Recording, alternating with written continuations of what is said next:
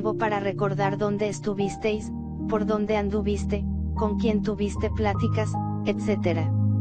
Es necesario pedir a Lakshmi que os enseñe a salir conscientemente en astral.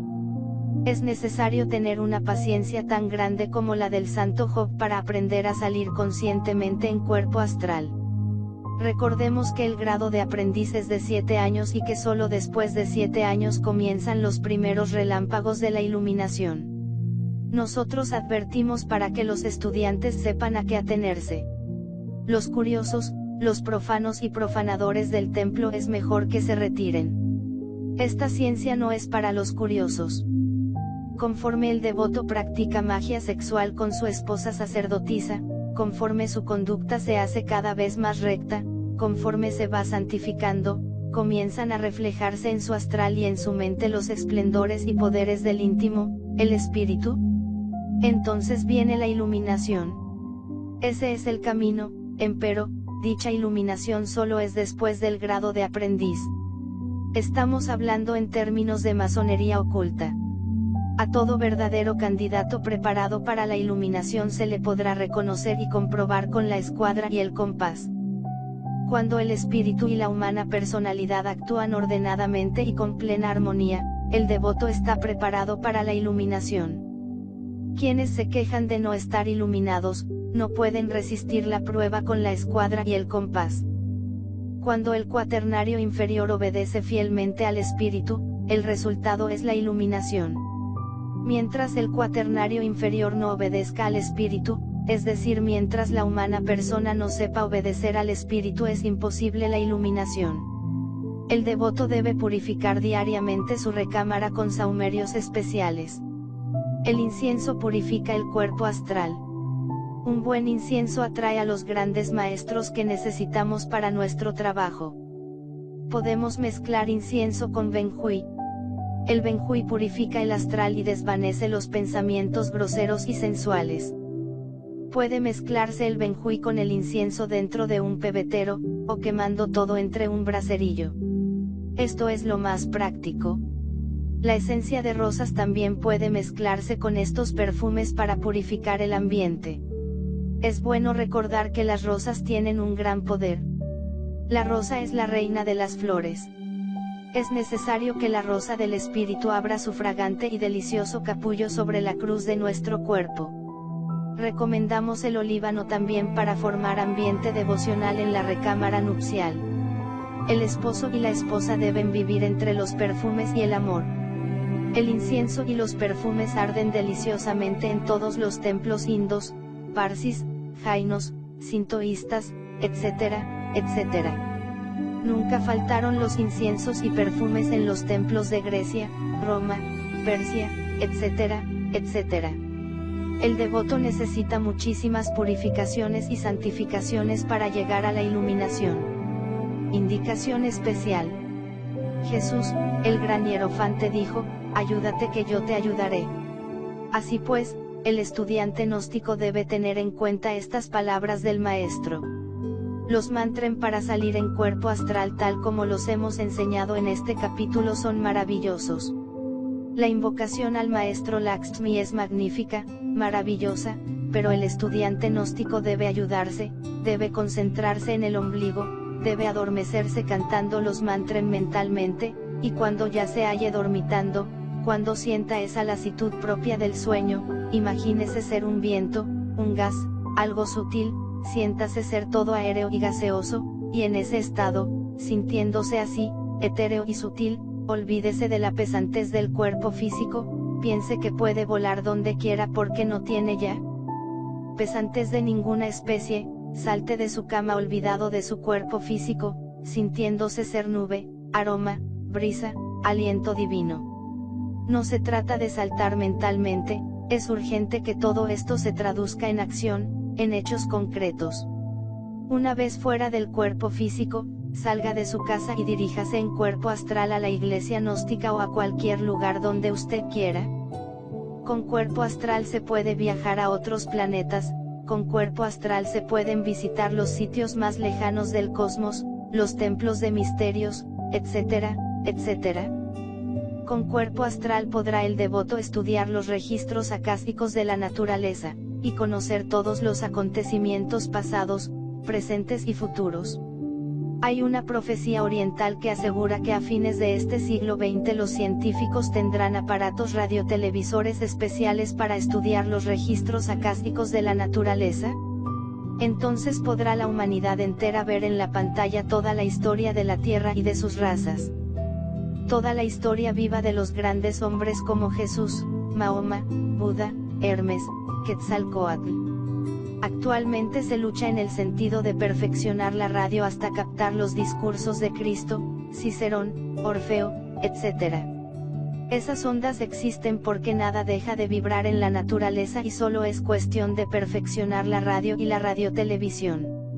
No está tampoco lejano el día en que se inventen ciertos lentes especiales para ver el cuerpo astral y el plano astral.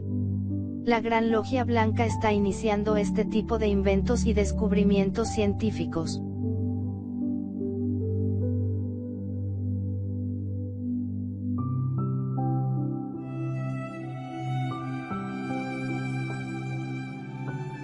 Capítulo 33. El Cristo. El adorable Dios Christus, Cristo, deviene de arcaicos cultos al Dios Fuego. Las letras P, Pira, y la X, Cruz, significan el jeroglífico de producir el fuego sagrado.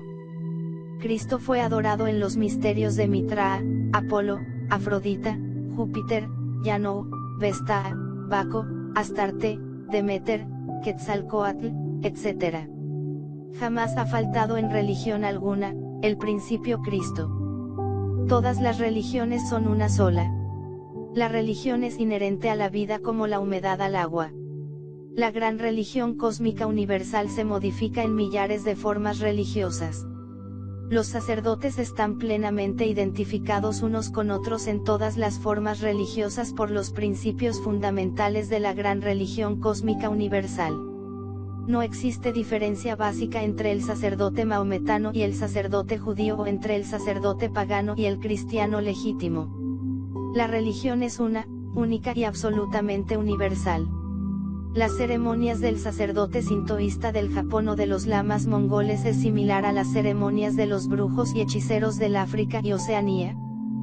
Cuando una forma religiosa se degenera, desaparece y en su lugar la vida universal crea nuevas formas religiosas.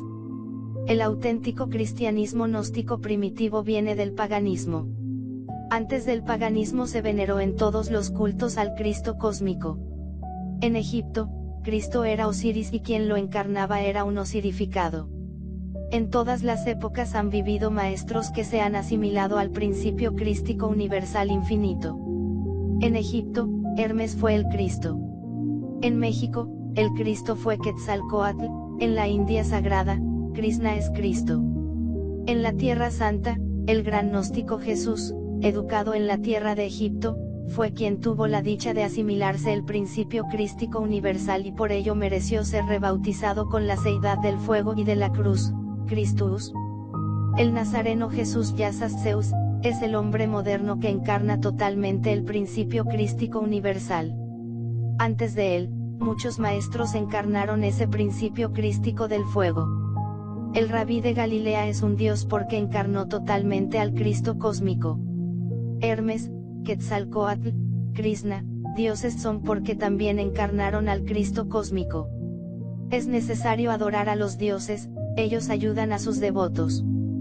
Pedid y se os dará, golpead y se os abrirá. El arte de producir el fuego es la magia sexual. Solo con el matrimonio perfecto podemos producir el fuego, desarrollarlo y encarnar al Cristo. Así nos convertimos en dioses. El principio Cristo es siempre el mismo. Los maestros que lo encarnan son budes vivientes. Entre estos últimos, siempre existen jerarquías. El Buda Jesús es el iniciado más exaltado de la fraternidad universal blanca. Cuando una forma religiosa ha cumplido su misión, se desintegra. Jesús, el Cristo, fue de hecho el iniciador de una nueva era. Jesús fue una necesidad religiosa de la época. La casta sacerdotal pagana, a fines del Imperio Romano había caído en el más completo descrédito. Las muchedumbres ya no respetaban a los sacerdotes y los artistas satirizaban en comedias los divinos rituales, motejando sarcásticamente a las divinidades del Olimpo y del Averno. Es doloroso ver cómo estas gentes imitaban al dios Baco en una mujer borracha, y otras veces lo caricaturizaban como un borracho panzón montado en un burro. A la inefable y bendita diosa Venus la representaron como una mujer adúltera que andaba en busca de placeres orgiásticos, seguida por las ninfas que eran perseguidas por sátiros al frente de Pan y Baco. Por aquella época de decadencia religiosa, los pueblos de Grecia y Roma ya no respetaban ni siquiera a Marte, el dios de la guerra, lo representaban sarcásticamente atrapado por la red invisible de Vulcano, en instante de pleno adulterio con su esposa, la bella Venus.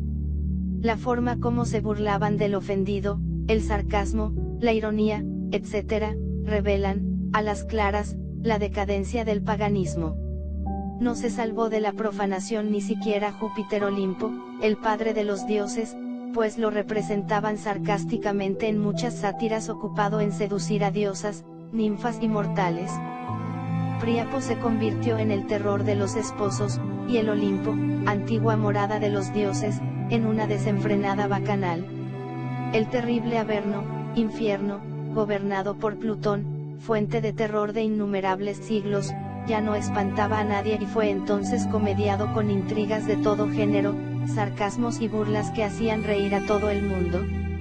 De nada sirvieron entonces los anatemas y excomuniones de los sacerdotes, pontífices, mitrados, etcétera, etcétera, ya las gentes no los respetaban. La forma religiosa había cumplido su misión y su muerte fue inevitable.